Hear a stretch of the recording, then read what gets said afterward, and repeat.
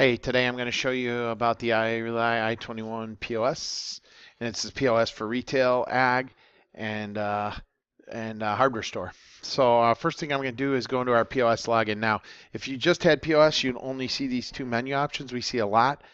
I have a lot on my menu, but if you just had POS, you would see only the two POS options. And now I logged in. Note you'll say you've previously logged out of the system. So if someone's in a drawer and they want to go to the washroom, they can log out of the system, or if they just want to continue on the drawer, they can, but that, obviously the control's open. So I am going to log back in because I already did something. You'll note it showed me my opening balance for the day, the location I'm at, and the store number.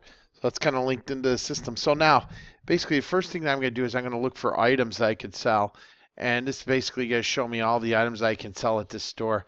And again, this is going to be an item search, so I could look at it for item if I know what I'm buying, or I can scan it if I have a scanner at the store. So I'm going to find the item and I'm going to pick it. And now I basically have entered an item for this transaction. So now here what you're going to see is if it had a tax, it would, or price and tax, it would bring that price up. If not, if there's a price override if I have the ability to do it. So this one, I'm going to do an adjustment of the price, and I'm going to enter the amount of $5, right?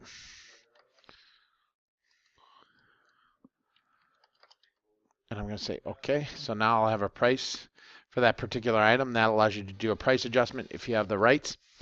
This one didn't have pricing. It'll come in from your standard price book. Now, the other thing you'll notice, there's my cashier name and the receipt that I'm on. This is the receipt for the customer.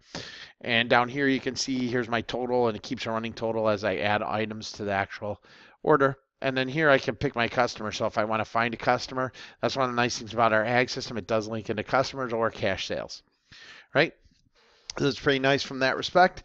Today, I'm going to show you how to do the actual payment through cash, but you can also do it through credit card. So if you wanted to see that, I could show you that too.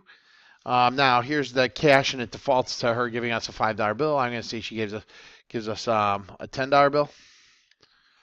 I'm going to say OK, and now you'll note that it says, well, your order total was $5. She gave us $10 in cash. Your change due is $5. I'm going to go ahead and save and print that particular item. Now you'll note here, from the respect of what's going on, it actually shows a receipt, and this is a receipt that I can give to the customer. I can print that out. Note it shows here's my actual receipt. Here's the dollars amounts of what I charge. If there was tax, it would calculate tax. Here it shows discount, and then the actual cash and change due $5, and then here's a barcode where it has where we could bring that receipt back up if we wanted to. So you could go ahead and print that receipt, and if you had a receipt printer, you could do that as well, and the screen is cleared for the next transaction. So now I can go right back again. I'm going to pick that same item, and again here, now this is where I could do a price override if I wanted. So I could go into details and do a price override, and then I could process the transaction, or at this point maybe I'm done with this. I can delete this transaction, right? Yes, and I can delete that record. And then now here I can close for the end of the day, right? So here I'm going to just do an end of day, right? And here at the end of the day, it shows me what my actual date is, what time I'm logging out, and what my ending cash balance should be, and how many cash sales I had.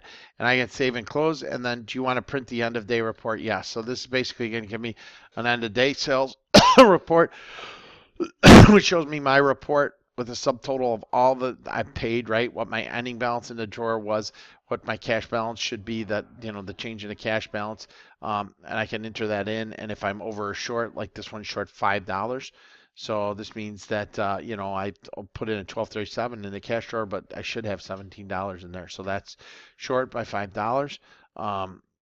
My cash here, again, this shows cash on hand, and then here you can see how the actual administration and breakout of the GL entries that are going to hit is. So this is going to relieve my inventory and hit my undeposited funds for that particular amount, and it'll hit cost of goods sold for whatever I hit. So this will give you a summary of the GL entry that's going to make at the end of the day, and it'll also give you information. You can keep this by store, right? So you know which store had what.